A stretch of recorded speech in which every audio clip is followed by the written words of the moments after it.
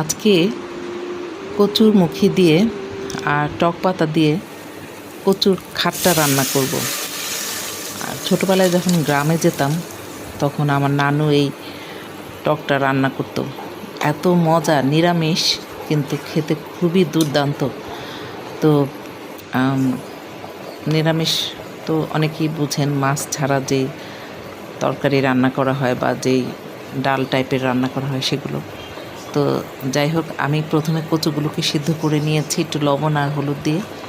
আর তারপরে এটাকে আমি বাগার দিয়েছি রসুন আর শুকনো মরিচ দিয়ে বাগার দিয়ে। তারপরে আমি যখন একটু সিদ্ধ হয়ে এসেছে তারপর আমি এগুলোর মধ্যে একটু যেটা মেস্তা পাট আর কি, যেটা টক পাতা পাওয়া যায় বাজারে, ওইটা আমি দিয়ে দিয়েছি। হ্যাঁ, তো কিছুক্ষণ একটু নেড়ে চেড়ে ওটা যখন একটু সিদ্ধ হয়ে গেছে, সিদ্ধ হতে বেশি সময় নেয় না, তো যখন সিদ্ধ হয়ে গেছে তখন আর একটু কাঁচামরিচ আর একটু শুকনো মরিচ দিয়ে আমি একটু ঢেকে রান্না করব।